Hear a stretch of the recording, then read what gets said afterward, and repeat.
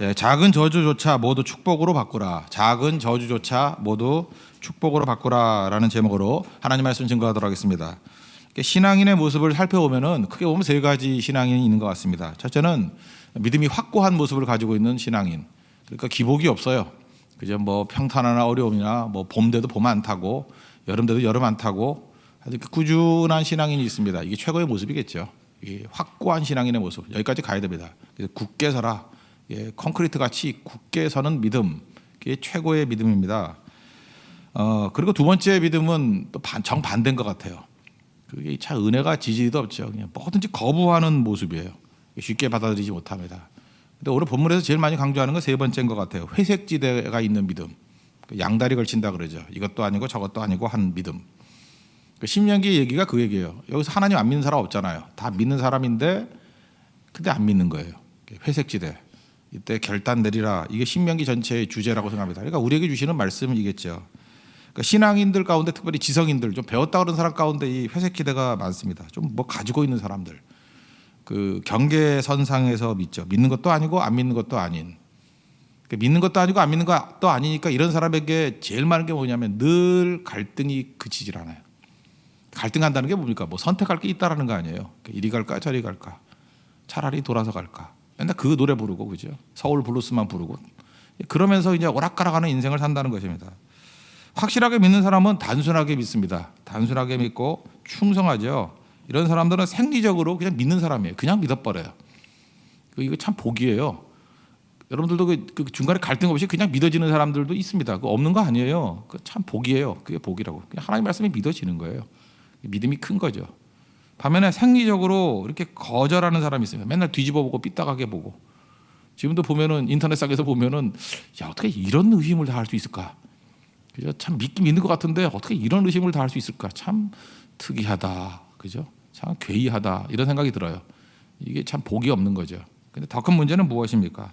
그냥 양다리 걸치는 신앙이라는 거예요. 신명기의 주제는 바로 이런 거란 것입니다. 그래서 그 여호수아 24장에 나오잖아요. 뭐 선택하라고. 세상이냐 교회냐 선택하고 양다리 걸쳐서는 안 된다는 것입니다. 그러니까 무슨 얘기예요? 그냥 확 믿으라는 거예요. 그냥 철저히 믿으라는 거예요. 신명기 주제는 그겁니다. 하나님 말씀 믿고 순종했을 때 받았던 복들을 기억하고 믿으라는 거예요. 양다리 걸쳐가지고 무너졌던 이 조상들 봤냐? 다 무너지지 않았느냐?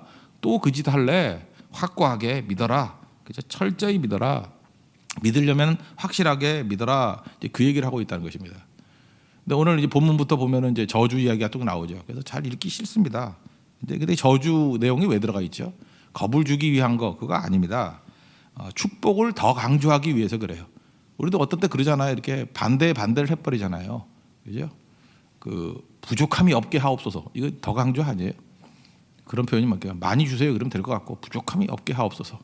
이제 뭐 이런 것들. 그럴 때는 부족함을 생각하면서 큰일 났다 그러는데 그게 없다라는 거죠. 그러니까 더 감사할 수 있는 뭐 그런 접근이라고 생각을 합니다. 축복을 더 강조하기 위해서 그런 거예요. 무슨 얘기입니까? 꼭 축복 받으라는 것입니다. 그러니까 우리 인생 가운데 여기 저주 기미만 조금 보이죠. 이런 기미만 딱 보여도 앞으로 가야 돼요. 축복의 자리로. 축복이 어떻게 온다고요? 너를 온 세계, 세상 모든 민족에 뛰어나게 하실 것이다. 이 축복이 어디서 와요? 말씀 순종이 온다. 그래서 언제나 이걸 점검하면서 뒷부분을 봐야 된다는 거예요. 이런 거 오면 안 되지. 이런 거 그림자라도 나타나면은 말씀 순종으로 가야겠다. 그걸 위해서 이 말씀들을 주셨다라는 것입니다.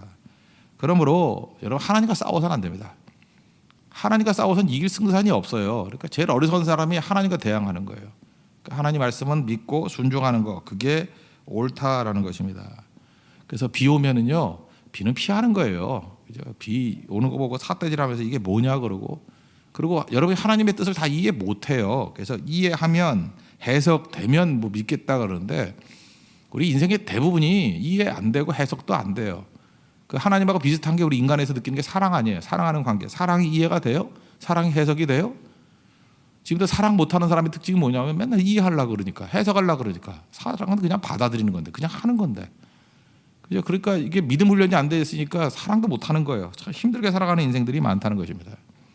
앞부분에 무게중심을 둬야 돼. 오뚜기 같이. 그리고 이 저주를 봐야지 되는 건데 앞부분에 강조하는 게 뭐였어요? 하나님 말씀 순종 잘하면은 대적 걱정할 거 없다는 거죠. 우리 대적들이 올 때 대적에 초점 맞추지 말라는 거예요. 하나님 말씀 순종하면 대적들이 한 길로 와서 질서정연하게 조직적으로 온다 할지라도 패잔병이 되어서 7길로 도망가게 될 것이다. 그러니까 대적과 싸우지 말라는 거죠. 하나님 바라보고 하나님 말씀 순종해라. 그러면 승리한다는 거죠. 또 하나님의 은혜는 연결성이 있다는 것입니다. 하나로 오는 게 아니라는 거예요.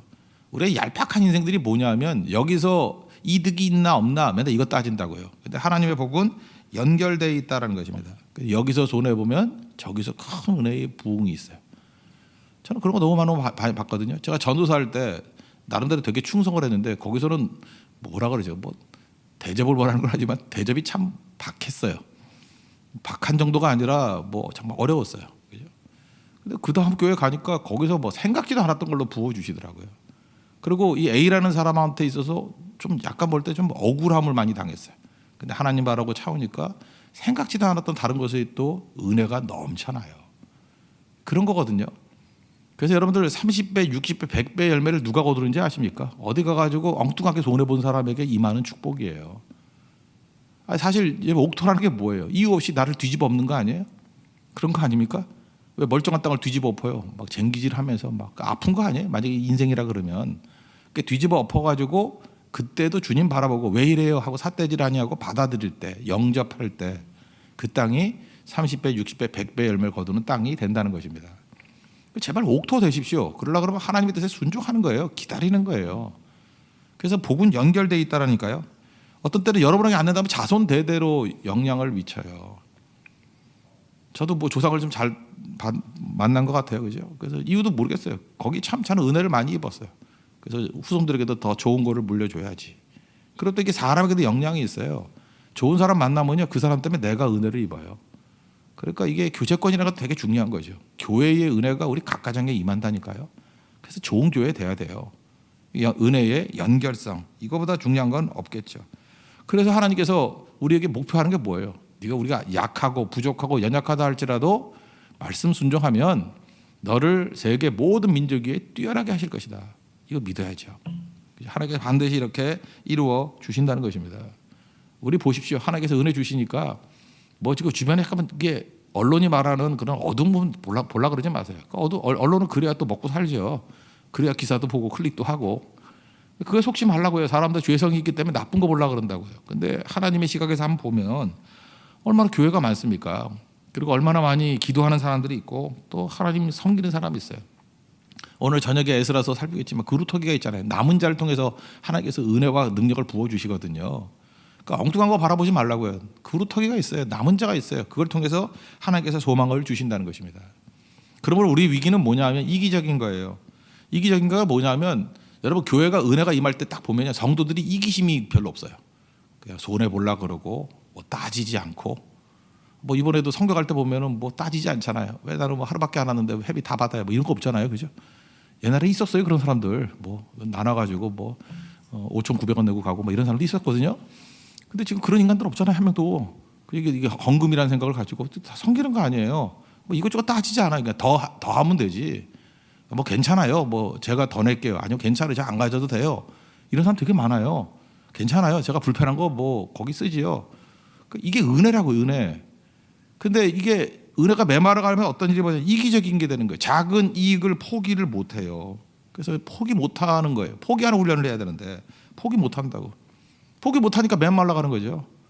작은 거 한번 포기해 보세요. 작은 거 한번 줘보라고요. 그러면 하늘 문이 열린다 그랬죠. 하늘 창고, 아름다운 보고가 있대, 하늘에. 거기서 비와 같이 복을 부어주는데, 비와 같이. 하늘에서 비와 같이 복을 받는 인생이 돼야죠. 그러면 이기적이면 안 된다니까요. 주를 위해서 충성하고 때를 따라서 은혜를 주신대요. 근데 반면에 이기적이 되고 내 힘으로 내가 살겠다, 그래서 나는 내 인생은 내가 지킬 거야, 그러면 하늘에서 비와 같이 황사가 내린대요. 24절 얘기 아니에요. 이게 황사 아니에요? 비 대신에 뭐가 와요? 티끌과 모래요. 난 지금도 중국에 황사 올 때마다 느끼는 게 이게 지금 저주예요.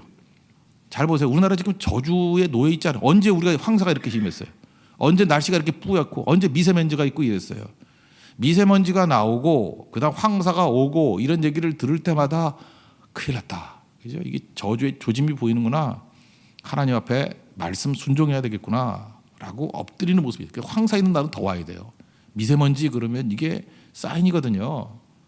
그래서 하나님 비와 같이 은혜를 부어 주셔야 되겠습니다. 이 모습이 있어야 된다는 것입니다. 실제로 그래요. 여러분 하나님 우리나라에 은혜를 주셨을 때 언제 이런 게 있었어요?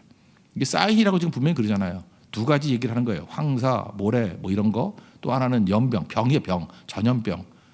지금 조류독감, AI, 뭐 메르스 뭐 이런 거 못 느끼셨어요? 다 언제 벌어지는 거예요? 민족이 교만해지고 민족이 하나님 앞에 순종치 아니하고 자기 멋대로 살아갈 때 이런 조짐들이 막 보이기 시작한다는 것입니다. 그때마다 망하게 하려는 게 아니죠. 돌아오는 거예요.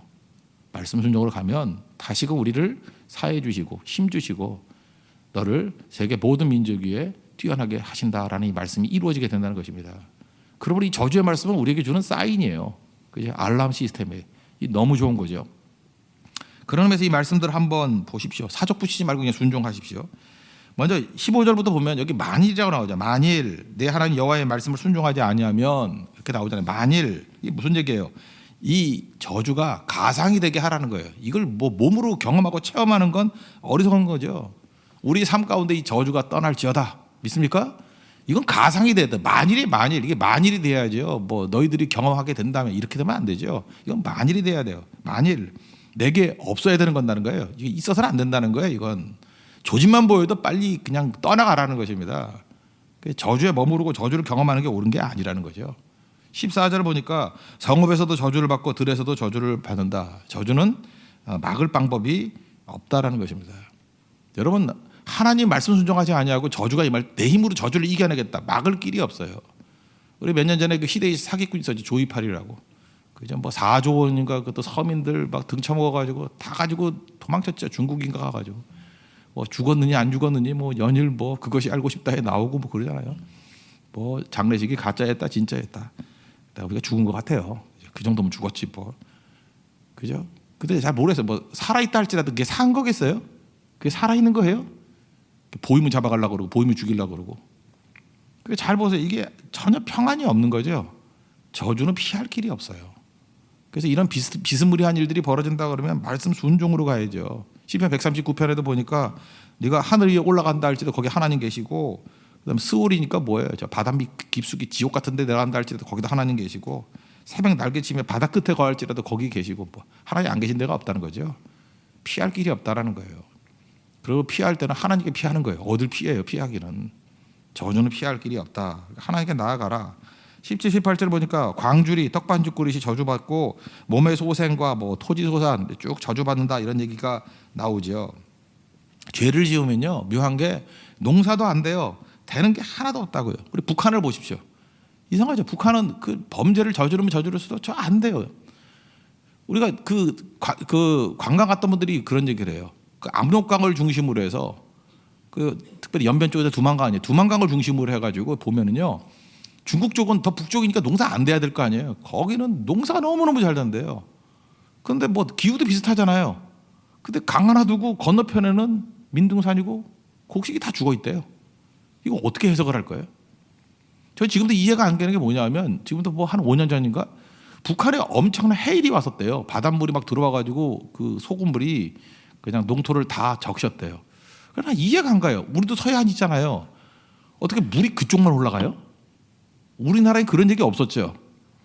아니 바닷물이 올라오면 물이 그 한쪽으로 몰려가나요? 물도 쏠리나? 난 그런 소식 못 들었거든요. 근데 그것 때문에 그 평안남도 있는데 큰 해를 입었다라는 거예요. 난 이해가 안 돼. 이해가 어떻게 그런 일이 벌어질까? 그러니까 이렇게도 안 되고 저렇게도 안 되는 거예요. 안 되는 거. 하나님 앞에서 우리 마찬가지입니다. 말씀도 순종하지 않고 저렇게 엉터리짓 하면 넘어지게 된다는 거예요. 우리 문명국들 보십시오. 잘 나가는 나라들 뭐 계속 잘 나가든가요? 무너지게 되는 거죠. 그러니까 우리 인생 가운데도 하나님 앞에서 불순종해서 나타나는 현상들이 이제 안 되는 것들 이상하게 안 돼. 이래도 안 되고 저래도 다 될 것 같은데 안 되고 그래요. 그럴 때마다 이건 사인이에요. 그죠? 아, 내가 말씀을 떠나서 이기적이었고 나를 믿고 살았구나. 돌아가는 거예요. 그래서 작은 사인 앞에 돌아가는 거예요. 야, 말씀 순종이구나. 다시 붙드는 거죠. 너를 세계 모든 민족에 뛰어나게 하실 것이다. 그걸 가는 거예요. 오랫동안 불순종에 빠지지 않는 게 다윗 아닙니까? 다윗 넘어지고 깨지잖아요. 근데 곧장 깨닫고 오히려 그 범죄와 넘어짐이 은혜의 통로가 되죠. 더 뜨거워지죠. 더 겸손해지죠. 그럼 사는 거예요. 어떤 의미에서 이 저주의 말씀을 제일 잘 인용했던 사람이 저는 다윗이라고 생각합니다. 철저히 주님께 돌아가서 그것을 은혜의 토대로 만들었다는 거예요. 인구조사해 가지고 어려웠던 것을 아라우나의 타작마당을 사가지고 그게 성전의 토대가 되지 않았어요? 그 자리가 십자가 골고다 언덕이 되지 않았습니까? 오히려 자기 자신의 연약함 때문에 은혜의 중심을 발견하게 되는 인생, 그런 인생이 돼야 된다는 것입니다. 그 다음에 19절 보니까 내가 들어와도 저주를 받고 나가도 저주를 받다. 뭐 이건 뭐예요? 축복도 피할 수 없지만 저주도 피할 수 없다. 여러분 인생도 약 먹는 인생들 있죠. 약 먹는 사람들. 병원에서는 그래요. 뭐 이게 끝까지 약 먹어야 된다. 그 모른다는 얘기예요. 모른다는 얘기. 끝까지 약 먹는 병이 어디 있어요? 그래서 고혈압도 뭐 끝까지 약 먹는다 그러고. 그거는 의사가 모른다는 얘기예요. 대책이 없다 그 얘기죠. 뭐 갑상선 이런 게 뭐 안 좋다고 끝까지 약 먹어야 된다. 근데 끝까지 약 먹어야 되는 사람 못 봤어요. 하다못해 그 뭐라 그러죠? 그 비장은 다시 안 나잖아요. 나 비장이 잘라지고 난 다음에 비장이 나는 사람도 봤어요. 그랬더니 의사가 설명을 뭐라 그런지 알아요? 비장에 뿌리가 남아가지고 조금 자랐대. 그런 소리 누군 못해. 그죠? 이게 뭐 처음엔 안 된다고 그래놨다가 되면은 또 뭐 이상한 말을 갖다 붙이는 거예요. 인간의 몸을 만드신 게 하나님이에요. 몰라요 어떻게 될지. 여러분 인생 가운데 먹는 약 다 끊어버리고 두 가지 약, 신약과 구약만 먹는 우리 은혜 역사 있길 바랍니다. 약 너무 좋아하지 말아요. 어떤 할머니들 보면 약을 40알씩 먹고 무슨 그 약으로 배불러가지고 밥도 못 먹고 그러면 안 되죠. 그죠? 약 아니에요, 약. 하나님 약도 끊을 수 있게 된다는 거죠. 20절 보시면 그 21절 한번 보세요. 거기 그 내게 연병을 들게 하사 내가 들어가 차지할 땅에서 마침내 너를 멸하실 것이다. 전염병, 그 뭐 AI 뭐 이런 거 돌고 메르스 이런 거 돌고 했잖아요. 이럴 때 사인이에요 이게. 주님께 돌아가라. 또 22절 우리 개인적인 병이죠. 폐병, 연병, 전염병, 염증, 온갖 염증들 뭐 먹으면 뭐 무슨 뭐 병 걸리고 그죠? 뭐 학질, 한재, 풍재, 썩는 재앙 이런 것들이죠. 온갖 병들 올 때마다 깨달으라는 거예요. 여러분 그 병원에 가 보면요, 참 왜 이렇게 환자가 많은지 병원이 부흥하고 있어요. 그죠? 이 병원에 가면은 이렇게 부흥하게 하옵소서 이런 생각이 들거든요. 정말 많아요. 정말 무지무지하게 많거든요. 근데 이런 그 조짐이 올 때마다 이거와 싸우려 그러지 말고 1차적으로 한번 생각해 볼 게 있다고요. 내가 말씀 순종했나?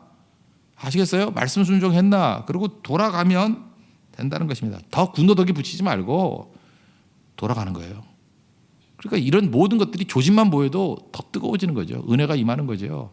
이 저주가 아니죠. 더 축복받으라는 얘기죠.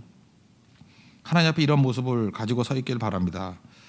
그 다음에 24절 보니까 뭐 거기 티끌과 모래, 저는 지금 봄철에 또 황사 온다 그러는데 황사 올 때마다 이런 생각이 들어요. 하나님 이 나라를 축복해 주십시오. 바뀌어요. 제가 보세요. 여러분들 믿고 순종하고 한번 은혜 가운데 서봐요. 황사가 어디 있어요? 모래바람이 어디 있어? 다 사라져 버려요.